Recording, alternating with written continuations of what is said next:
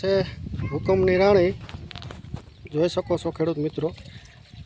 આનું જે કામ છે અત્યારે આની અંદર બીજી પણ દવા નાખી દીધી। આ 30 પંપનો ડોઝો થાય છે અત્યારે હુકમની રાણીનો, આ તમે જોઈ શકો છો।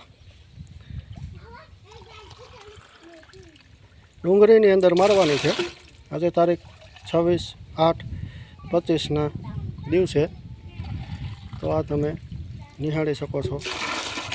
કોઈ પણ જીવાત હોય સાફ થઈ જાય છે, આ ટેકનિકલ છે। એમાં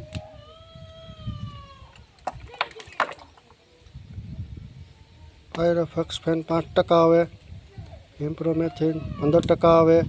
અને આનું જે કામ છે એ સૌથી મહત્ત્વનું એ છે કે કપાસ હોય, મરચી હોય, ડુંગળી હોય, એમની અંદર જે કાંઈ જીવાત આવતી હોય કે માનો થીપ છે, કથેરી છે, લીલી પોપટી મચ્છી છે, ગળો છે, કોઈ પણ જીવાત હોય તો આ જે હુકમની રાણીનું કામ એ છે કે જીવાત બાબતથી આપણે વાત કરીએ તો કોઈ પણ જીવાત હોય, થીપ્સ, કથેરી, લીલી પોપટી મચ્છી, ગળો, અને રિઝલ્ટથી વાત કરીએ તો મારો ત્યારે તમને 20 કલાકની અંદર આનું રિઝલ્ટ મળે છે।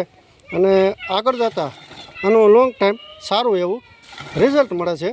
તો હુકમની રાણીનું કામ એવડું એ છે કે છોડની જે જીવાત હોય, જે બીમાર છોડવા આપણે કહીએ એ હોય તો આ માર્યા પછી છોડવાની તંદુરસ્તી સારી રહે છે,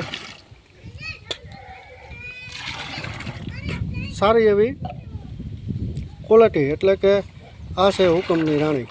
હુકમની રાણીનું કામ માર્યા પછી જે છોડને જે આપણે આગળના ડુંગળીમાં આ મારવાના છે, અને આમાં આપણે મિશ્રણ પણ થઈ ગયું છે। આ 30 પંપનું આપણે આમાં મિશ્રણ કર્યું છે, અને આગળ જતાં હમણાં થોડીક સમયમાં આપણે પણ સ્પ્રે પણ ચાલુ કરવાનો છે।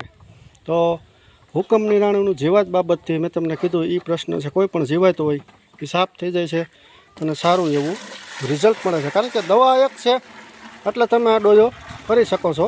30 પંપનો ડોઝો કરવાનો છે, અને હમણાં 5 પંપ વહેતા કરવાના છે, એટલે આનું રિઝલ્ટ પણ સારું મળશે। અત્યારે વાતાવરણ ચોખ્ખું છે, આજે તારીખ 26/8/25ના દિવસે સુલતાનપુર ગામની અંદર। તો ડુંગળીની અંદર અને કપાસની અંદર આનો સ્પ્રે થવાનો છે।